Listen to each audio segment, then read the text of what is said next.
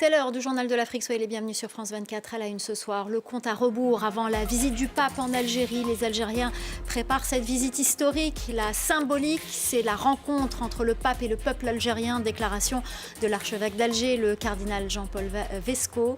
Interview exclusive à suivre dès le début de ce journal. La prise de fonction de James Wan, nouveau chef de la MONUSCO en République démocratique du Congo. L'Américain succède à la Guinéenne Bintou Keïta.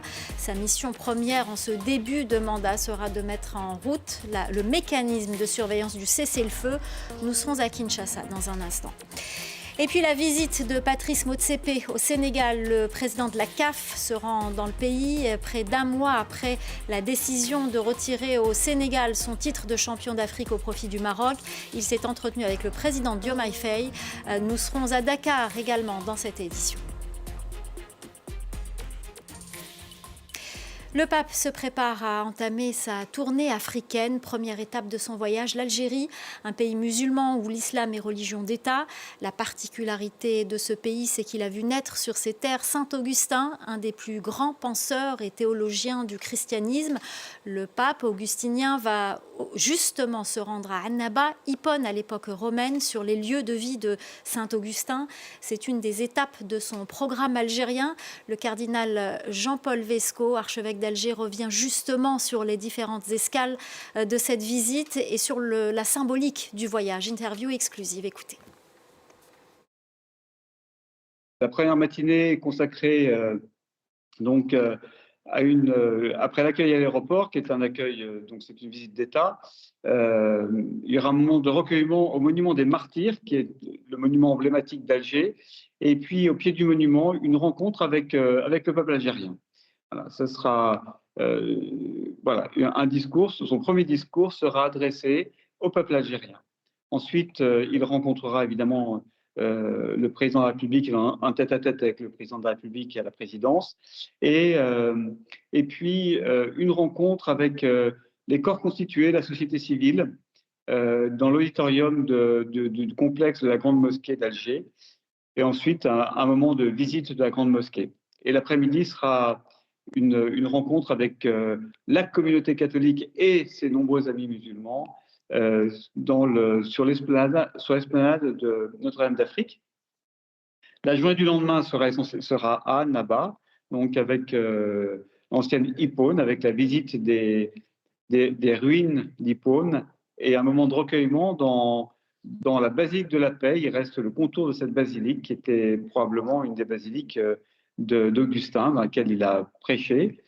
Et puis ensuite, il montera sur la colline de Annaba, d'Hippone, pour rencontrer les personnes âgées qui sont la maison des Petites Sœurs des Pauvres. Il prendra le repas avec ses frères Augustins. Et puis, il y aura la messe à la basilique d'Hippone, basilique Saint-Augustin. Alors Saint-Augustin, évidemment, c'est une figure, c'est un père de l'Église, c'est une référence c'est le moment de l'élaboration de la réflexion chrétienne, et c'est pour ça que c'est important. Et puis après, bien sûr, c'était une des sources et qui a construit la théologie chrétienne et catholique. Donc c'est important pour l'Église, évidemment. C'est important pour le pape. On l'a vu, le pape donc est rentré très jeune, à l'âge de 16 ans, dans un ordre religieux qui suit la règle de Saint-Augustin. Et donc, on sent qu'il a été baigné par les références augustiniennes. On sent que ça l'habite beaucoup, profondément. Et après, il a été supérieur général de cet ordre. Donc, c'est d'abord un religieux, c'est d'abord un frère religieux. Voilà, le pape Léon. Et puis, c'est Augustin, c'est important pour l'Algérie aussi.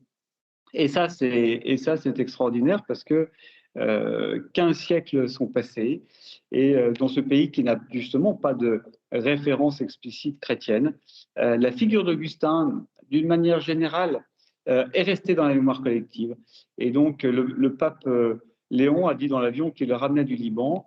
Je souhaiterais venir en Algérie pour continuer à construire des ponts entre le monde chrétien et le monde musulman. Et en Algérie, la figure d'Augustin est un de ces ponts possibles. Et de fait, il a raison. C'est la symbolique c'est un énorme geste d'ouverture. C'est la visite d'une petite église qui est qui est effectivement l'église d'un peuple, dans un peuple musulman. Et toute visite du Saint-Père a toujours une symbolique forte. Ici, plus encore. Ça sera un voyage à la fois très simple, modeste dans sa forme, et avec des éléments forts qui sont justement cette rencontre entre un pape et un peuple musulman. Et je sais qu'il sera bien accueilli. Toute la symbolique sera dans cet accueil. Donc, à la fois la volonté du pape d'avoir voulu venir en Algérie et la volonté de l'Algérie d'accueillir le pape. Donc, toute la symbolique est dans ce paradoxe. Oui, il est là. Et on arrivera au bout quand, dans l'échange des regards, dans ce que nous allons vivre ensemble pendant ces jours. Ce sera une vraie rencontre.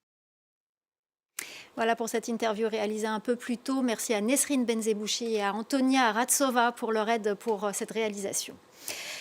Le secteur de l'exportation du thé au Kenya est en crise. La fermeture du détroit d'Ormuz le mois dernier a fortement perturbé les voies maritimes, bloquant des millions de kilos de thé dans des entrepôts. Ce retard menace non seulement les recettes d'exportation du pays, mais aussi les moyens de subsistance de milliers d'agriculteurs. Clémence Valère.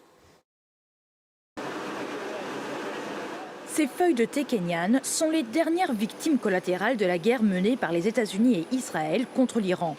Depuis la fermeture du détroit d'Ormuz fin février, des millions de kilos de ce précieux produit s'accumulent dans les entrepôts à travers tout le pays, avec nulle part où aller. Et le coût est lourd. Selon le directeur général de l'Association du commerce du thé d'Afrique de l'Est, depuis le 1er mars, les pertes s'élèvent à environ 8 millions de dollars par semaine. Le Moyen-Orient achète en moyenne 20 à 25% des lots de notre vente aux enchères et le Pakistan, qui est également voisin de l'Iran, en achète 40%. On parle donc de 65% du marché.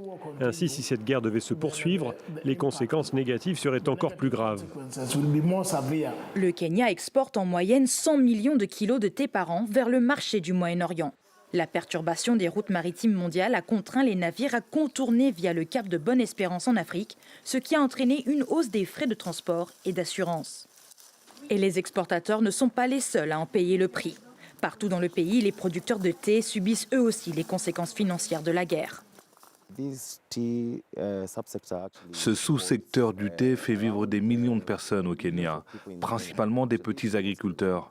Si ce conflit perdure, nous verrons donc de nombreuses personnes souffrir de la faim, des enfants abandonner l'école et des gens sauter des repas. L'industrie était déjà ébranlée par les chocs géopolitiques antérieurs. Avant la guerre en Ukraine, la Russie importait 29 millions de kilos de thé kényan, mais ce chiffre est depuis tombé à 5 millions.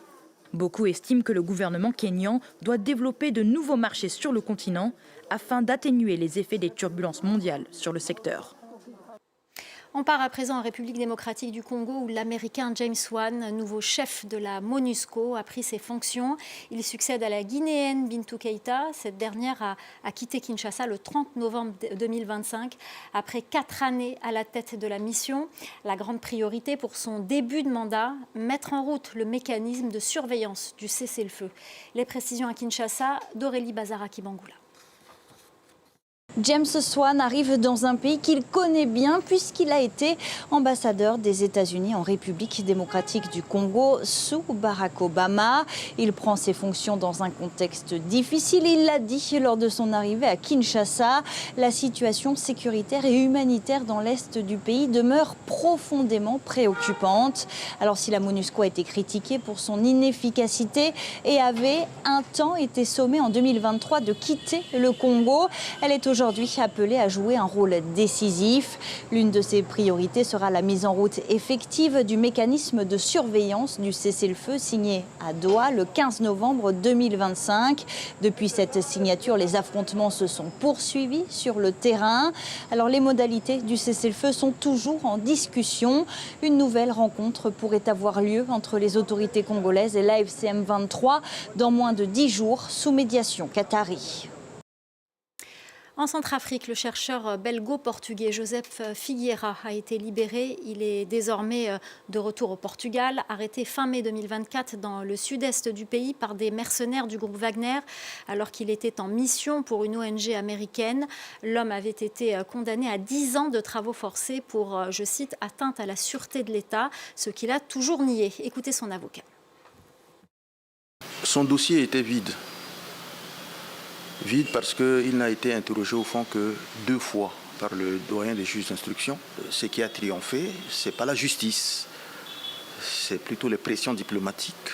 Et la République centrafricaine a perdu la face parce qu'il a été exfiltré clandestinement. Moi qui suis son avocat, je n'étais même pas au courant et je ne sais pas quelle procédure a été utilisée pour sa libération. Patrice Motsepe, président de la Confédération africaine de football, est en visite à Dakar, une visite près d'1 mois après la décision de retirer au Sénégal son titre de champion d'Afrique au profit du Maroc. Il s'est entretenu avec le président Diomaye Faye tout à l'heure avant de tenir une conférence de presse. On retrouve tout de suite notre correspondant à Dakar, Eliman Dao. Eliman, bonsoir. Que peut-on retenir de cette conférence de presse ? Écoutez, la conférence de presse est toujours en cours, elle n'est pas encore terminée. Patrice Motsepe est en ce moment même en train de répondre aux questions des journalistes. Mais lorsqu'il a pris la parole, le président de la Confédération africaine de football, en évoquant bien évidemment cette finale de la Coupe d'Afrique des Nations, finale controversée. On est à plus de 2 mois de cette finale et on ne connaît toujours pas qui est véritablement le champion d'Afrique 2025. Patrice Motsepe a dit les défis auxquels nous avons fait face durant la finale de cette CAN sont maintenant derrière nous. Le sujet est sur la table du tribunal arbitral du sport et nous respecterons la décision qui sera prise par le tribunal arbitral du sport. Le président Motsepe a évoqué des réformes qui seront mises en place pour améliorer l'environnement et donner beaucoup plus de crédibilité au football africain en lançant un message de zéro corruption, par exemple. C'est notre credo, a-t-il dit, et il estime également que la CAF, le football africain, sortira de cet épisode plus grand, plus forte plutôt. Une conférence de presse qui est toujours en cours avec des réponses en cours des nombreux journalistes qui se sont déplacés. Il y a eu au moins une centaine de journalistes dans la salle pour adresser ces questions à Patrice Motsepe. Alors Eliman, qu'attendaient les Sénégalais de cette visite ?